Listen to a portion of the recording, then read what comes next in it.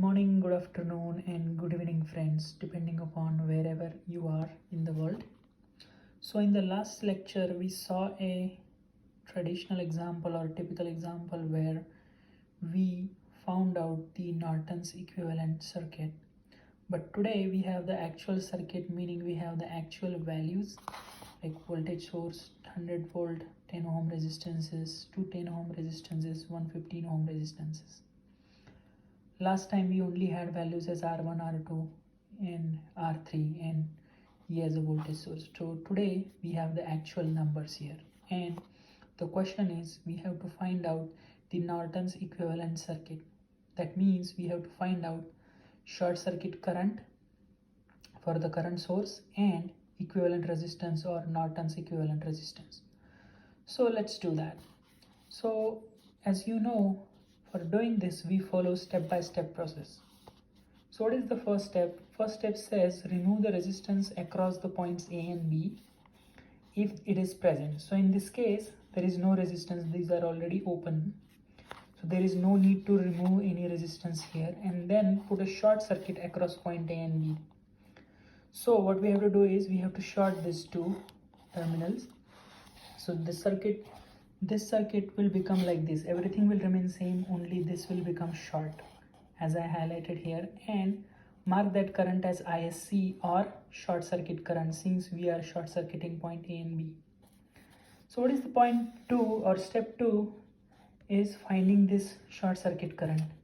So how to find out that? So let me draw this circuit one more time. So if you see, this circuit can be drawn like this. I'm just taking this 15 ohm resistance here so that it will be visibly easier to tell that 10 ohm resistance and 15 ohm resistances are in parallel, right?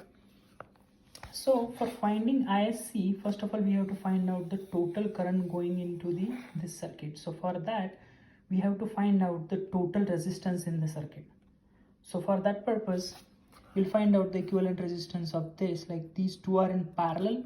So we know that, so above circuit 10 and 15 ohms are in parallel, so their equivalent comes out to be 6 ohm. So this is 6 ohm. So once we have 6 ohm, then this 10 ohm and 6 ohm, they are in series, so their equivalent resistance will be 16 ohms. So now by Ohm's law we know I is equal to V by R, so R equivalent is equal to 16, and we have voltage as 100 volts, so that comes out to be 6.25 ampere. Simple circuit. We have voltage and two resistance, and the equivalent of these is 16. Now if we go back to this circuit, we have value or current flowing through this 10 ohm resistance. So this I that we just found out is nothing but the total current flowing in the circuit or current flowing from the 10 ohm resistance.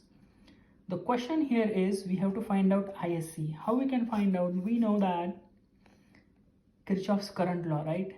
So whatever current goes from here, or the total current, it will split from here and here, and we know the current division rule. So by current division rule we can find out ISC.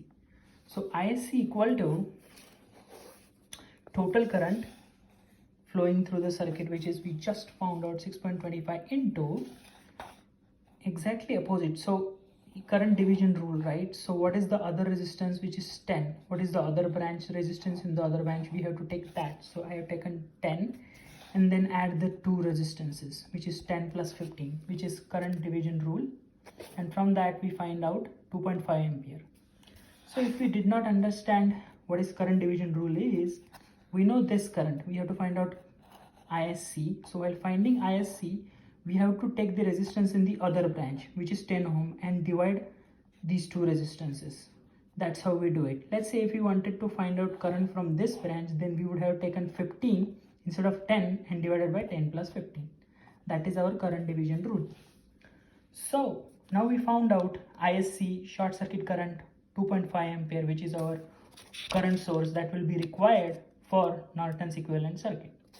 So once we have that, what is the third step? Third step says is if there are any voltage sources, short circuit them.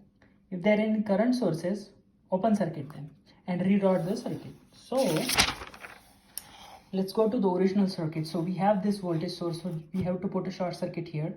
Okay, so let's put a short circuit. So if I put short circuit here, like this, everything will remain same, but here will be short circuit. And what we have to do is we have to look from this direction and find out the equivalent resistance across A and B. So now you can see 10 and 10, these two are in parallel, right? So these two are in parallel, their equivalent is in series with 15. So 10 parallel 10 plus 15, that gives us value of 20 ohms. So basically we have the internal resistance, or the Norton's equivalent resistance comes out to be 20 ohms. So now it is very easy now, because we know both the values, and we can draw Norton's equivalent circuit, which is ISC 2.5 ampere and Norton's equivalent resistance equal to 20 ohm, and this is our Norton's equivalent circuit. It is as simple as that. So basically what we have to do is we have to follow each and every step, go step by step, and find out the values of short circuit current and find out the Norton's equivalent resistance and put them in parallel and draw the Norton's equivalent circuit. You will never go wrong while doing this if you follow this approach. So friends, I am closing this lecture today. If you have any questions, please let me know in the comments. Thank you and have a great day.